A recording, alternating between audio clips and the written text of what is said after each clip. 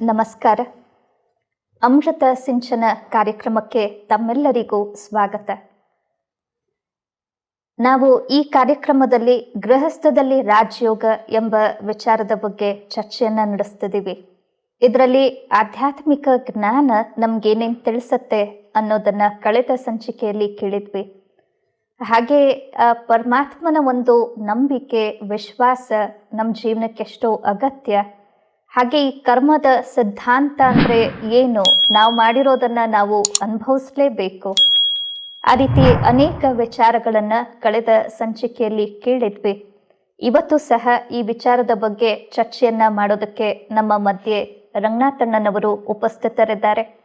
ಅಣ್ಣವರು ಸಾಕಷ್ಟು ವರ್ಷಗಳಿಂದ ಈ ಜ್ಞಾನವನ್ನು ಕೇಳ್ತಾ, ರಾಜಯೋಗದ ಅಭ್ಯಾಸವನ್ನು ಮಾಡ್ತಾ, ತಮ್ಮ ಪರಿವಾರದವರಿಗೂ ಒಟ್ಟಿಗೆ ಸೇರಿ ಈ ಎಲ್ಲ ಅಭ್ಯಾಸಗಳನ್ನ ಮಾಡಿಸ್ತಾ ನಮ್ಮ ಒಂದು ಗೃಹಸ್ಥದ ಅನುಭವವನ್ನು ಸಹ ತಮ್ಮ ಜೊತೆಗೆ ಹಂಚ್ಕೊಳ್ತಿದ್ದಾರೆ. ಬನ್ನಿ ಅವರನ್ನು ಸ್ವಾಗತಿಸೋಣ. ಅಣ್ಣವರೇ, ತಮಗೆ ಆತ್ಮೀಯವಾದ ಸ್ವಾಗತ. ಕಳೆದ ಸಂಚಿಕೆಯಲ್ಲಿ ತಾವು ಆತ್ಮದ ಒಂದು ಅನುಭೂತಿಯ ಜೊತೆಗೆ ಪರಮಾತ್ಮನ ನಂಬಿಕೆ, ವಿಶ್ವಾಸ ಏನು ಕೆಲಸವನ್ನ ಮಾಡುತ್ತೆ ನಮ್ಮ ಜೀವನದಲ್ಲಿ ಅನ್ನೋದನ್ನು ವಿವರಿಸಿದ್ರಿ.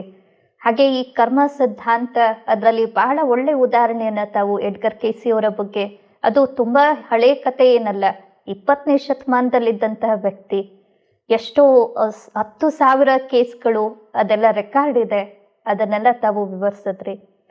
ಹಾಗೆಯೇ ಈ ಒಂದು ಕರ್ಮದ ಸಿದ್ಧಾಂತದಲ್ಲಿ ಪರಮಾತ್ಮನ ನೆನಪು ಏನು ಕೆಲಸವನ್ನ ಮಾಡುತ್ತೆ. ಈಗ ನನಗೆ ಗೊತ್ತಿಲ್ಲ ನಾನು ಹಿಂದೆ ಏನು ಮಾಡಿದ್ದೀನಿ ಅಂತ, ಆದರೆ ಏನೋ ನೋವು, ಏನೋ ದುಃಖ, ಏನೋ ಕಷ್ಟಗಳನ್ನ ಅನುಭವಿಸ್ತಿದ್ದೀನಿ.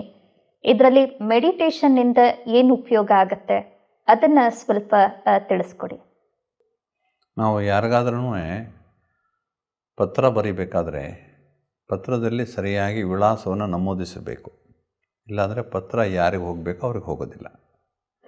ಹಾಗೆ ನಾವು ಮೆಡಿಟೇಷನ್ ಮಾಡಬೇಕಂದ್ರೆ ನಮ್ಮ ಗುರಿ ಬಗ್ಗೆ ನಿಶ್ಚಯ ಇರಬೇಕು. ನಮಗೆ ಯಾರನ್ನು ಕುರಿತು ನಾನು ಧ್ಯಾನ ಮಾಡ್ತಾ ಇದ್ದೇನೋ ಅವರ ಪೂರ್ಣ ಪರಿಚಯ ಇರಬೇಕು, ಮತ್ತು ಅವರು ಎಲ್ಲಿದ್ದಾರೆ ಅಂತ ಗೊತ್ತಿರಬೇಕು, ಮತ್ತು ಅವರ ಪಾತ್ರ ಏನು ನನ್ನ ಜೀವನದಲ್ಲಿ ಅಂತ ಗೊತ್ತಾಗಬೇಕು ನನಗೆ, ಮತ್ತು ಅವರ ಕರ್ತವ್ಯ ಏನು ಅಂತ ನನಗೆ ಗೊತ್ತಾಗಬೇಕು.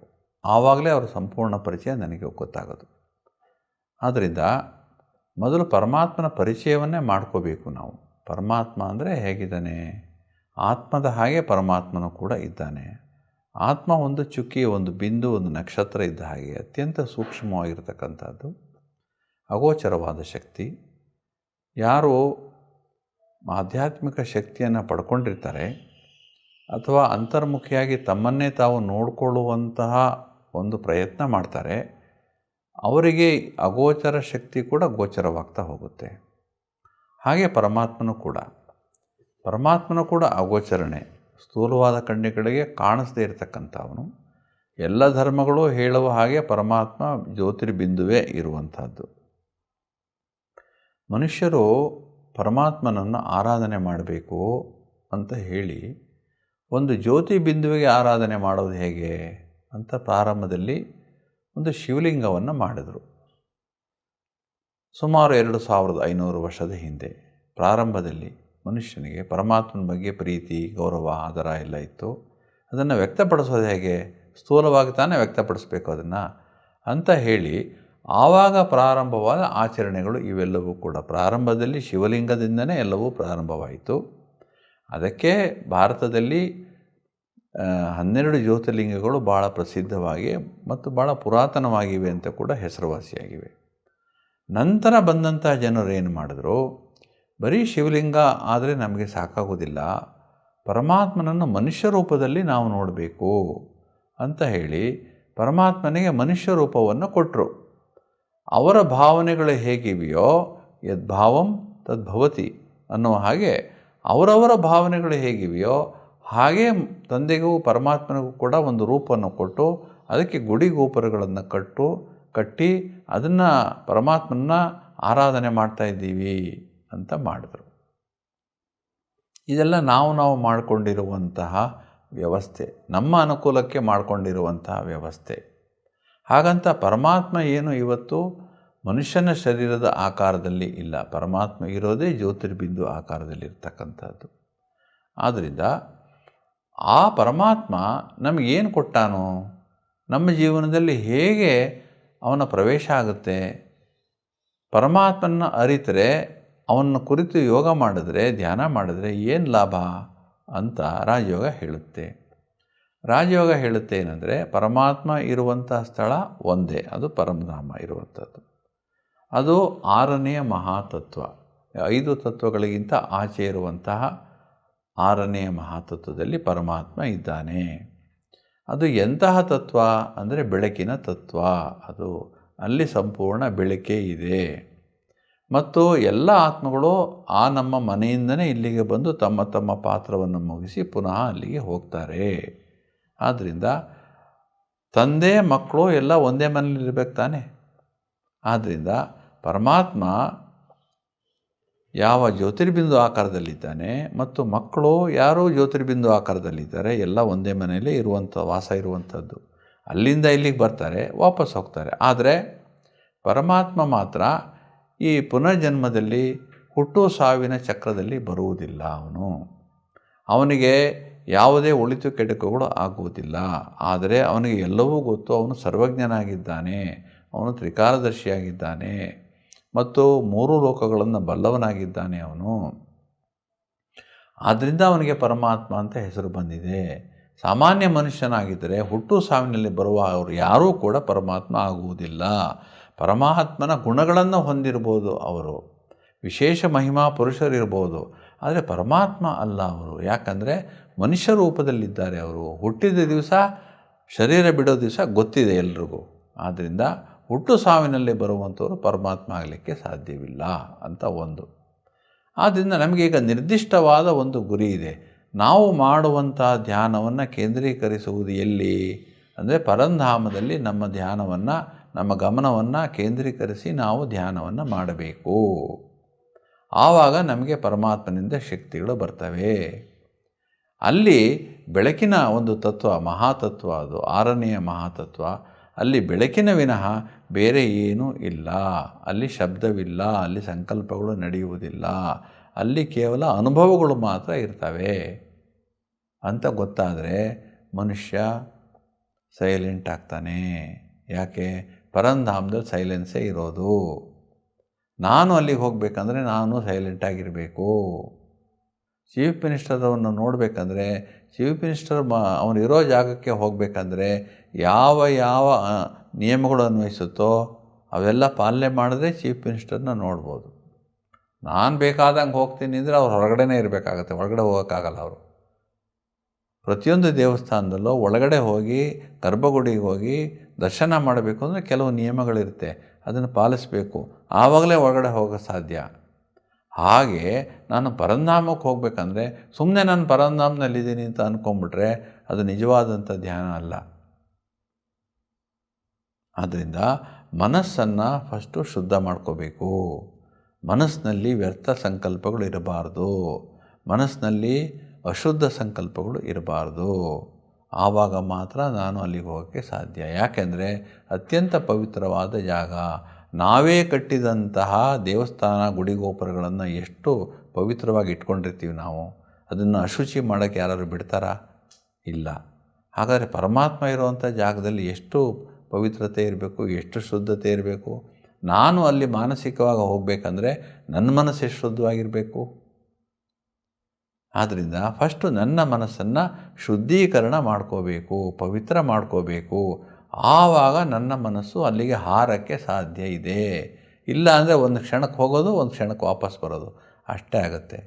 ನಾನು ತಿಳ್ಕೊಂಡಿದ್ದೀನಿ ನಾನು ಪರಂಧಾಮಕ್ಕೆ ಹೋಗಿ ಬಂದಿದ್ದೀನಿ ಅಂತ. ಹೋಗಿರಲ್ಲ, ಇಲ್ಲೇ ಕೂತಿರುತ್ತೆ ಮನಸ್ಸು, ಹೋಗಲ್ಲ ಮೇಲೆ. ಹಾರಬೇಕಂದ್ರೆ ಭಾರ ಇದ್ದರೆ ಹಾರಕ್ಕಾಗಲ್ಲ. ಶಕ್ತಿ ಬೇಕು ಹಾರಕ್ಕೆ, ರೆಕ್ಕೆಗಳು ಬೇಕು ಹಾರಕ್ಕೆ. ಅದಕ್ಕೆ ರಾಜಯೋಗದಲ್ಲಿ ಬಹಳ ಮುಖ್ಯವಾಗಿ ಹಾರುವ ಕಲೆ, ಮೇಲೆ ಹಾರುವ ಕಲೆಯನ್ನು ಕಲಿಸ್ತಾರೆ. ಮೇಲೆ ಹಾರೋದು ಹೆಂಗೆ? ಶರೀರ ಅಂತೂ ಹಾರೋದಿಲ್ವಲ್ಲ, ಮನಸ್ಸಿನ ಮೂಲಕ ಹೇಗೆ ಹಾರೋದು? ಮನಸ್ಸಿನ ಮೂಲಕ ಹೇಗೆ ನೋಡೋದು? ಅದನ್ನು ಪರಮಾತ್ಮನ ಮಿಲ್ಲ ಮಾಡೋದು ಹೇಗೆ? ಅವನಿಂದ ಶಕ್ತಿ ಪಡ್ಕೊಳ್ಳೋದು ಹೇಗೆ? ಇದು ರಾಜಯೋಗ ಕಲಿಸ್ಕೊಡುತ್ತೆ. ಆದ್ದರಿಂದ ರಾಜಯೋಗ ಧ್ಯಾನ ಮಾಡೋದರಿಂದ ನಮಗೆ ಪರಮಾತ್ಮನಲ್ಲಿರ್ತಕ್ಕಂಥ ಶಕ್ತಿಗಳು ನನ್ನ ಶಕ್ತಿಗಳಾಗ್ತವೆ, ಪರಮಾತ್ಮನ ಗುಣಗಳು ನನ್ನ ಗುಣಗಳಾಗ್ಬಿಡ್ತವೆ, ಪರಮಾತ್ಮನಿರ್ತಕ್ಕಂಥ ಜ್ಞಾನ ನನ್ನ ಜ್ಞಾನ ಆಗೋಗ್ಬಿಡ್ತದೆ. ತಾವು ಒಂದು ವಿಚಾರ ಹೇಳಿದ್ರಿ, ನಾವು ಅನೇಕ ಘಟನೆಗಳಿಗೆ ಪೂರ್ಣ ವಿರಾಮ ಹಾಕಕ್ಕಾಗ್ತಿರಲ್ಲ, ಕಾಮ ಎಕ್ಸ್ಕ್ಲಮೇಟ್ರಿ ಅಥವಾ ಕ್ವಶನ್ ಮಾರ್ಕ್ ಹಾಕ್ತಿರ್ತೀವಿ ಅಂತ. ಯಾವಾಗಲೂ ನಡೆದ ಏನೋ ಘಟನೆ, ಏನೋ ಮನಸ್ಸಲ್ಲಿ ಭಾರ ಇರುತ್ತೆ. ಈಗ ಅದೆಲ್ಲದಕ್ಕೂ ಫುಲ್ ಸ್ಟಾಪ್ ಹಾಕಿ ಮನಸ್ಸನ್ನು ಅಷ್ಟು ಹಗೂರ ಮಾಡ್ಕೊಳ್ಳೋದು ಹೇಗೆ? ಪರಂಧಾಮಕ್ಕೆ ಮನಸ್ಸಿಂದ ಹಾರುವಷ್ಟು ಅದಕ್ಕೆ ಏನು ಮಾಡಬೇಕು? ಒಂದು ಏನಂದರೆ, ನಮ್ಮ ಮನಸ್ಸನ್ನು ಶುದ್ಧ ಮಾಡ್ಕೋಬೇಕಂದ್ರೆ ನಮ್ಮ ಮನಸ್ಸನ್ನು ಅಷ್ಟು ನಿಗ್ರಹ ಮಾಡಬೇಕು. ನಿಗ್ರಹ ಮಾಡಬೇಕಂದ್ರೆ ನನ್ನ ಮನಸ್ಸಿನಲ್ಲಿರುವಂಥ ಪ್ರತಿಯೊಂದು ಆಗು ಹೋಗುಗಳನ್ನು ನಾನೇ ಗಮನಿಸಬೇಕು, ಬೇರೆ ಯಾರಿಗೂ ಗೊತ್ತಾಗಲ್ಲ. ನನ್ನ ಮನಸ್ಸಲ್ಲಿ ಏನು ನಡೀತಾ ಇದೆ ಅಂತ ನನಗೇ ಗೊತ್ತು. ನನ್ನ ಮನಸ್ಸಲ್ಲಿ ಒಳ್ಳೇದು ನಡೀತಾ ಇದೆಯೋ ಕೆಟ್ಟದ್ದು ನಡೀತಾ ಇದೆಯೋ ಏನು ಅಂತ ನಾನು ನೋಡ್ಕೋಬೇಕು. ಯಾವುದ್ರ ಸಂಖ್ಯೆ ಜಾಸ್ತಿ ಇದೆ, ವ್ಯರ್ಥ ಜಾಸ್ತಿ ಇದೆಯೋ ಅಥವಾ ವಿಕಾರ್ಯ ಸಂಕಲ್ಪಗಳು ಜಾಸ್ತಿ ಇದೆಯೋ, ಅಶುದ್ಧ ಸಂಕಲ್ಪಗಳು ಯಾವ ಜಾಸ್ತಿ ಇದೆ ನನ್ನ ಮನಸ್ಸಲ್ಲಿ, ಅದನ್ನು ತೆಗೆಯಬಹುದು ಹೇಗೆ ನನಗೆ ಅಂದರೆ, ಜ್ಞಾನದ ಆಧಾರವನ್ನಾಗಿ ಇಟ್ಕೊಂಡು ನಾವು ಯೋಗವನ್ನು ಮಾಡಬೇಕು. ಯೋಗ ಅಂದರೆ ಧ್ಯಾನವನ್ನು ಮಾಡಬೇಕು. ಜ್ಞಾನ ಏನು ಹೇಳುತ್ತೆ ಅಂದರೆ, ಮನಸ್ಸಿನಲ್ಲಿ ಶುದ್ಧ ಸಂಕಲ್ಪಗಳನ್ನು ಸೇರಿಸ್ತಾ ಅಶುದ್ಧ ಸಂಕಲ್ಪಗಳು ತಾನಾಗಿ ಹೊರಟೋಗ್ತವೆ. ಒಂದು ತೊಟ್ಟಿಯಲ್ಲಿ ಕೆಳಗಡೆ ಕಸ ತುಂಬಿದರೆ, ಕಸ ಕೈಗೆ ಎಟಕದೇ ಇದ್ದರೆ ಮೇಲ್ಗಡೆಯಿಂದ ನೀರು ಬಿಟ್ಟರೆ ನಿಧಾನವಾಗಿ ಕಸ ಎಲ್ಲ ಬಂದು ಹೊರಗಡೆ ಹೊರಟೋಗುತ್ತೆ, ತೊಟ್ಟಿ ಕ್ಲೀನ್ ಆಗುತ್ತೆ. ಹಾಗೆ ನನ್ನ ಮನಸ್ಸಿನಲ್ಲಿ ಬೇಕಾದಷ್ಟು ಅಶುದ್ಧ ಸಂಕಲ್ಪಗಳು ಇರಬಹುದು. ಆದರೆ ಯಾವಾಗ ಜ್ಞಾನದಲ್ಲಿರುವಂಥ ಶುದ್ಧ ಸಂಕಲ್ಪಗಳನ್ನು ನನ್ನ ಮನಸ್ಸೆಂಬ ತೊಟ್ಟಿಯಲ್ಲಿ ತುಂಬಿಕೊಳ್ತಾ ಬರ್ತಾ ಅದು ಸ್ವಚ್ಛವಾಗಿಬಿಡ್ತದೆ.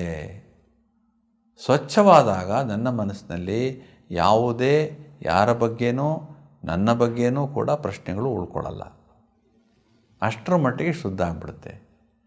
ಶುದ್ಧ ಮತ್ತು ಸ್ವಚ್ಛ, ಕ್ಲೀನ್ ಮತ್ತು ಕ್ಲಿಯರ್, ಸ್ಪಷ್ಟ ಮತ್ತು ಸ್ವಚ್ಛ ಎರಡೂ ಇರಬೇಕು. ಇವೆರಡೂ ಮನಸ್ಸು ಆದಾಗ ಆವಾಗ ಮನಸ್ಸು ಹಾರಕ್ಕೆ ಶುರುವಾಗುತ್ತೆ. ಯಾಕೆಂದರೆ ಹೊರೆ ಇರಲ್ಲ, ಅದಕ್ಕೆ ಭಾರ ಇರಲ್ಲ. ಇವೆಲ್ಲ ಇಟ್ಕೊಂಡು ನಾನು ಧ್ಯಾನ ಮಾಡ್ತೀನಿ ಅಂದರೆ ಅದು ಧ್ಯಾನ ಆಗೋದಿಲ್ಲ. ಸುಮ್ಮನೆ ನನ್ನ ಭಾವನೆ ಅಷ್ಟೇ. ನಾನು ಪರಧಾಮಕ್ಕೆ ಹೋಗಿದ್ದೆ ಅನ್ನೋ ಭಾವನೆ, ನಾನು ಹೋಗೇ ಇರಲ್ಲ, ಇಲ್ಲೇ ಇರ್ತೀನಿ. ಹೋಗಿದ್ದರೆ ಏನು ಭಾವನೆ ಇರುತ್ತೆ ಅಂದರೆ, ಹೋಗಿದ್ದರೆ ನೀವು ಪ್ರೆಸಿಡೆಂಟ್ ಆಫ್ ಇಂಡಿಯಾನ ನಾನು ಇಲ್ಲೇ ಕೂತ್ಕೊಂಡು ಭೇಟಿ ಮಾಡ್ಬೋದು, ಮನಸ್ಸಿನಲ್ಲೇ ಭೇಟಿ ಮಾಡ್ಬೋದು. ಆದರೆ ಅಲ್ಲೇ ಹೋದಾಗ ರಾಷ್ಟ್ರಪತಿ ಭವನಕ್ಕೆ ಹೋಗಿ ನಾನು ಪ್ರೆಸಿಡೆಂಟ್ ಆಫ್ ಇಂಡಿಯಾ ಭೇಟಿ ಮಾಡಿದ್ರೆ ಆ ಅನುಭವ ಹೆಂಗಿರುತ್ತೆ? ಬೇರೆಯೇ ಇರುತ್ತೆ. ಆದ್ದರಿಂದ ನಾನು ಇಲ್ಲಿ ಕೂತ್ಕೊಂಡು ಭಗವಂತನ ನೋಡಿದೆ ನಾನು ಪರಂಧಾಮದಲ್ಲಿ ಅನ್ನೋದಕ್ಕಿಂತನೂ ನಾನೇ ಹೋಗಿ ಅವನ್ನ ಭೇಟಿ ಮಾಡಿ ಅವನ್ನ ಮಿಲನ ಮಾಡಿ ಬರೋದಿದೆಯಲ್ಲ, ಅದು ಬೇರೆ ರೀತಿಯ ಅನುಭವ ಕೊಟ್ಟೇ ಕೊಡುತ್ತೆ. ಒಂದು ಸಂತೋಷ, ಎರಡನೇದು ಹಗುರತೆ, ಮೂರನೇದು ನಿಶ್ಚಿಂತತೆ, ನಾಲ್ಕನೇದು ಪವಿತ್ರತೆ, ಐದನೇದು ಪ್ರೀತಿ, ಆರನೇದು ಆನಂದ. ಇವೆಲ್ಲವೂ ಒಟ್ಟಿಗೆ ತುಂಬ್ಕೊಂಬಿಡುತ್ತೆ ಆತ್ಮದಲ್ಲಿ. ಇವೆಲ್ಲ ಒಟ್ಟಿಗೆ ತುಂಬ್ಕೊಂಬಿಟ್ರೆ ಮನಸ್ಸು ಏನಾಗುತ್ತೆ? ಆವಾಗ ಎಷ್ಟೊಂದು ಆನಂದವಾಗ್ಬಿಡ್ತದಲ್ಲ. ಆನಂದ ಅನ್ನೋದು ಎಲ್ಲ ಗುಣಗಳಿಗಿಂತ ಪರಾಕಾಷ್ಠತೆಯಲ್ಲಿರ್ತಕ್ಕಂಥ ಗುಣ ಅದು. ಸಂತುಷ್ಟತೆಗಿಂತ ಮಿಗಿಲಾದದ್ದು ಆನಂದ. ಸಂತುಷ್ಟತೆ ಇದ್ದರೆ ಆನಂದ, ಸಂತುಷ್ಟತೆ ಇದ್ದರೆ ಪ್ರಸನ್ನತೆ, ಪ್ರಸನ್ನತೆಯಿಂದ ಆನಂದ ಹೋಗೋದು. ಆನಂದ ಅನ್ನೋದು ಸಂತೋಷಕ್ಕಿಂತ ಮಿಗಿಲಾದದ್ದು, ಸುಖಕ್ಕಿಂತ ಮಿಗಿಲಾದದ್ದು. ಅಂತಹ ಆನಂದವನ್ನು ನಾವು ಅಲ್ಲಿ ಪಡಿಬೇಕು. ಅದಕ್ಕೆ ಲಿಮಿಟ್ ಇಲ್ಲ. ಭಗವಂತನಿಗೆ ಲಿಮಿಟ್ ಇಲ್ಲ. Unlimited god. ನಾನು ಹಾಗೆ ಅನ್ಲಿಮಿಟೆಡ್ ಆಗಿ ಅವನ ಎಕ್ಸ್ಪೀರಿಯೆನ್ಸ್ ಮಾಡಬೇಕಂದ್ರೆ ನನ್ನಲ್ಲಿ ಅಷ್ಟು ಅನ್ಲಿಮಿಟೆಡ್ ಆಗಿರ್ತಕ್ಕಂಥದ್ದು ವ್ಯಾಪ್ತಿ ಪ್ರದೇಶವನ್ನು ಹೆಚ್ಚಿಸ್ಕೋಬೇಕು. ನಾನು ಲಿಮಿಟೆಡ್ ಆಗಿ ಯೋಚನೆ ಮಾಡಬಾರ್ದು. ನಾನು ನಂದು ಅಲ್ಲ. ಇಡೀ ಪ್ರಪಂಚನೇ ನಂದು, ಇಡೀ ಪರಮಾತ್ಮನೇ ನನ್ನವನು ಅನ್ನೋ ಭಾವನೆ ಇದ್ದರೆ ಪರಂಧಾಮಕ್ಕೆ ಹೋಗೋಕ್ಕೆ ಈಸಿ ಆಗುತ್ತೆ. ಅದಕ್ಕಾಗಿ ನಾವು ಪೂರ್ವ ತಯಾರಿ ಮಾಡಿಕೊಳ್ಳದೆ ಹಾಗೇ ಭಗವಂತನನ್ನು ಪರಮಾತ್ಮನನ್ನು ಅಲ್ಲಿ ಭೇಟಿ ಮಾಡ್ತೀನಿ ಅನ್ನೋಕ್ಕೆ ಆಗೋದಿಲ್ಲ. ಇವೆಲ್ಲ ಪೂರ್ವ ತಯಾರಿ ಮಾಡ್ಕೋಬೇಕು. ಅದಕ್ಕೆ ಫಸ್ಟು ಮನಸ್ಸನ್ನು ಸ್ವಚ್ಛ ಮಾಡ್ಕೋಬೇಕಾಗತ್ತೆ. ಮನಸ್ಸು ಯಾಕೆ ಸ್ವಚ್ಛ ಆಗಲ್ಲ? ಮನಸ್ಸು ಯಾಕೆ ಸ್ವಚ್ಛ ಆಗಲ್ಲ ಅಂದರೆ, ನನ್ನ ಮನಸ್ಸಿನ ಸಂಕಲ್ಪಗಳ ಮೇಲೆ ನನಗೆ ಒಂದು ಕಂಟ್ರೋಲಿಂಗ್ ಪವರು ಇಲ್ಲ, ರೂಲಿಂಗ್ ಪವರು ಇಲ್ಲ, ಎರಡೂ ಇಲ್ಲ. ನನಗೆ ನಿಯಂತ್ರಣ ಮಾಡೋಕ್ಕೂ ಆಗಲ್ಲ, ನನ್ನ ಮನಸ್ಸಿನ ಮೇಲೆ ಆಡಳಿತ ನಡೆಸೋಕ್ಕೂ ಆಗಲ್ಲ. ನಿಯಂತ್ರಣ ಮಾಡಿದ್ರೆ ತಾನು ಆಡಳಿತ ನಡೆಸೋದು. ನಿಯಂತ್ರಣವೇ ಇಲ್ಲ, ಆಡಳಿತ ಎಲ್ಲಿದೆ? ಫಸ್ಟು ನಿಯಂತ್ರಣ ಮಾಡ್ಕೋಬೇಕು. ನಿಯಂತ್ರಣ ಮಾಡ್ಕೊಳ್ಳೋದು ಹೇಗೆ? ಅದನ್ನ ಹಿಡಿದಿಟ್ಕೊಳ್ಳೋದು ಹೇಗೆ? ಅದನ್ನು ಆ ಶಕ್ತಿಯನ್ನು ಹಿಡಿದಿಟ್ಕೊಳ್ಳೋದು ಹೇಗೆ? ಅದಕ್ಕೆ ಮನಸ್ಸಿನಲ್ಲಿ ಹುಟ್ಟುವಂಥ ಸಂಕಲ್ಪಗಳಲ್ಲಿ ಇರುವಂಥ ಶಕ್ತಿಯನ್ನು ನಾನು ಅಂಡರ್ಸ್ಟ್ಯಾಂಡ್ ಮಾಡ್ಕೋಬೇಕು. ನನ್ನ ಮನಸ್ಸಿನಲ್ಲಿ ಇರುವಂಥ ಒಂದೊಂದು ಸಂಕಲ್ಪಗಳು ಬೇರೆಯವರಿಗೆ ದುಃಖವನ್ನೂ ಕೊಡ್ಬೋದು, ಬೇರೆಯವರಿಗೆ ಸುಖವನ್ನೂ ಕೊಡ್ಬೋದು. ನನ್ನ ಸಂಕಲ್ಪಗಳು, ನಾನು ಮಾಡುವಂಥ ಒಂದು ಸಂಕಲ್ಪ ಸುಖವನ್ನು ಕೊಡ್ಬೋದು, ದುಃಖವನ್ನು ಕೊಡ್ಬೋದು. ಆಯ್ಕೆ ನಂದು. ದುಃಖವನ್ನು ಕೊಟ್ಟರೆ ಅದೇ ದುಃಖ ನನ್ನಲ್ಲೂ ಅನುಭವ ಆಗುತ್ತೆ, ಸುಖವನ್ನು ಕೊಟ್ಟರೆ ಅದೇ ಸುಖ ನನ್ನಲ್ಲೂ ಅನುಭವ ಆಗುತ್ತೆ. ಆದ್ದರಿಂದ ನಾನು ಫಸ್ಟು ನನ್ನಲ್ಲಿ ಬೇರೆಯವರಿಗೆ ಸುಖ ಕೊಡುವಂಥ ಸಂಕಲ್ಪಗಳನ್ನು ಉತ್ಪಾದನೆ ಮಾಡಬೇಕು. ನೆನ್ನೆನೂ ಸಹ ತಾವಿದನ್ನು ವಿವರಿಸ್ತಾ ಒಂದು ಒಳ್ಳೆ ವಿಚಾರವನ್ನು ಹೇಳಿದ್ರಿ. ಯಾರಿಗೂ ದುಃಖ ಕೊಡೋದಕ್ಕೆ ಹೋಗಬಾರ್ದು. ಎಡ್ಗರ್ ಕೇಸಿ ಅವ್ರ ಕೊನೆ ಸಮಯದಲ್ಲಿ ಅದನ್ನು ಹೇಳಿದ್ರು ಅಂತ. ಎಷ್ಟು ಒಳ್ಳೆ ಸಿದ್ಧಾಂತ. ಯಾರಿಗೂ ನೋವನ್ನೇ ಕೊಡಲ್ಲ, ದುಃಖನೇ ಕೊಡಲ್ಲ ಅಂದ್ರೆ ಇಡೀ ಜಗತ್ತು ಎಷ್ಟು ಸುಖಮಯವಾಗಿರುತ್ತೆ.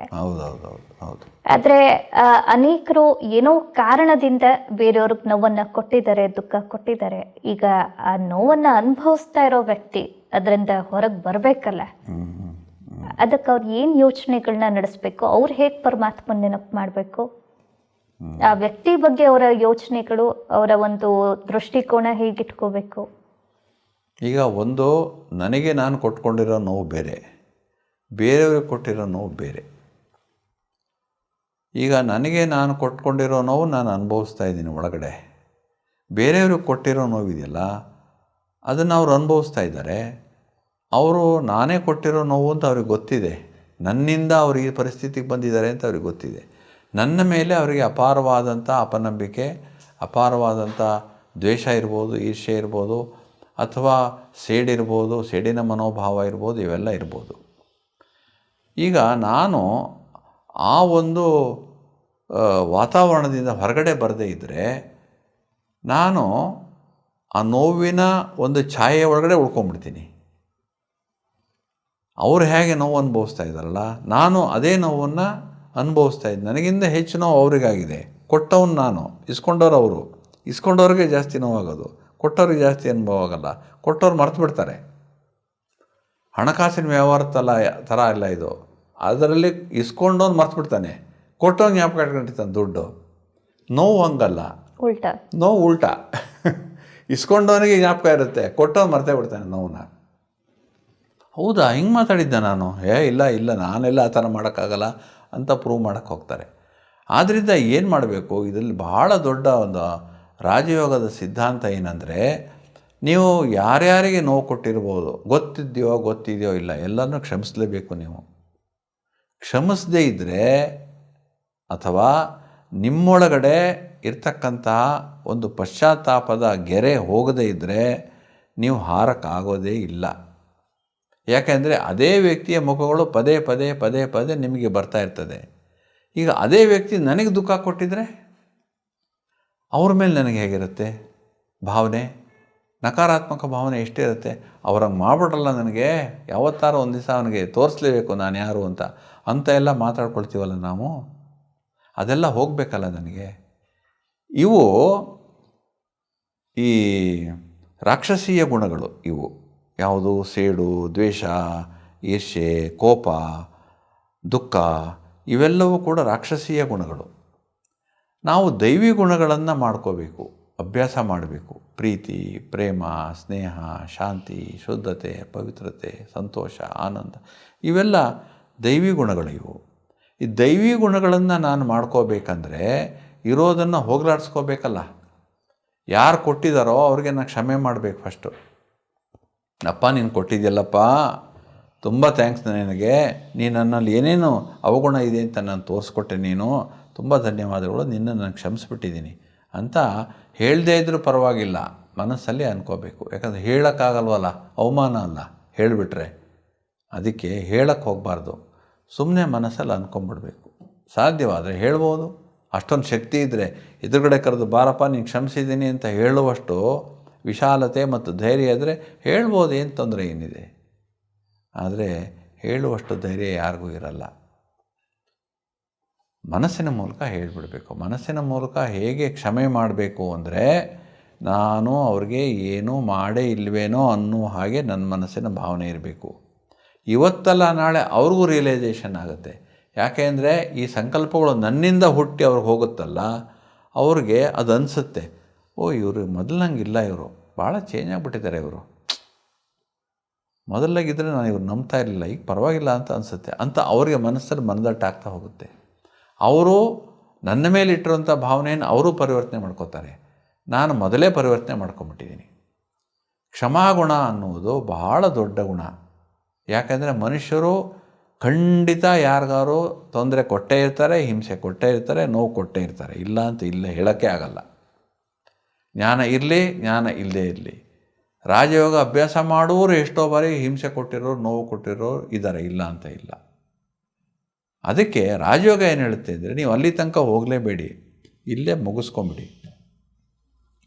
ಕ್ಷಮೆಯ ಧರಿತ್ರಿ, ಭೂಮಿಗೆ ಎಷ್ಟು ಕ್ಷಮೆಯ ಗುಣ ಇದೆ ಅಷ್ಟು ಗುಣ ನಿಮ್ಮಲ್ಲಿ ಇರಬೇಕು. ಅಷ್ಟೊಂದು ವಿಶಾಲ ಮನೋಭಾವ ನಿಮಗಿರಬೇಕು. ಆವಾಗಲೇ ನೀವು ಆಧ್ಯಾತ್ಮಿಕವಾಗಿ ಮುಂದುವರಿಯಲಿಕ್ಕೆ ಸಾಧ್ಯ. ಇದು ಪೂರ್ವ ತಯಾರಿ ಮಾಡ್ಕೋಬೇಕಾಗಿರೋದು. ಇದಕ್ಕೆ ಮನಸ್ಸು ಭಾಳ ಮುಖ್ಯ. ಮನೆಯೇವ ಮನುಷ್ಯಾಣಂ ಕಾರಣಂ ಬಂಧಮೋಕ್ಷಯೋ, ಬಂಧನಕ್ಕೂ ಮೋಕ್ಷಕ್ಕೂ ಇರುವಂಥದ್ದೇ ಕಾರಣ ಮನಸ್ಸು. ಆದ್ದರಿಂದ ನಾನು ಕೊಟ್ಟಿರುವಂಥ ದುಃಖ ಏನಿದೆ ನನ್ನನ್ನು ಬಂಧನಕ್ಕೆ ಒಳಗಾಗಿಸಿದೆ. ನಾನು ಬಂಧನದಲ್ಲಿದ್ದೀನಿ. ಯಾವ ಬಂಧನ? ನಾನು ಮಾಡಿರುವಂತಹ ಹೊರೆ, ವಿಕರ್ಮದ ಹೊರೆ. ಆ ವಿಕರ್ಮದ ಹೊರೆಯಲ್ಲಿ ನಾನು ಬಂಧಿತನಾಗಿದ್ದೇನೆ. ಆ ಬಂಧನದಿಂದ ಬಿಡುಗಡೆ ಮಾಡ್ಕೋಬೇಕು ನಾನು. ಅದಕ್ಕೆ ಪರಮಾತ್ಮನಿಗೆ ಲಿಬರೇಟರ್ ಅಂತ ಹೇಳ್ತಾರೆ, ಬಿಡುಗಡೆ ದಾತ ಅಂತ ಹೇಳ್ತಾರೆ.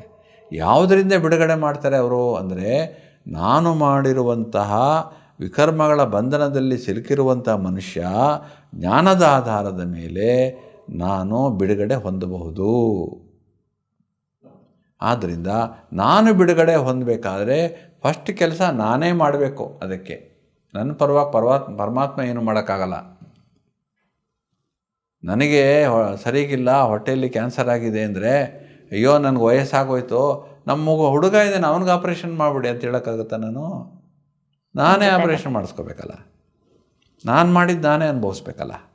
ಆದ್ದರಿಂದ ಧ್ಯಾನ ಮಾಡಬೇಕಂದ್ರೆ ಮನಸ್ಸಿನಲ್ಲಿ ಯಾರ ಬಗ್ಗೆಯೂ ಕಲ್ಮಶ ಇರಬಾರ್ದು.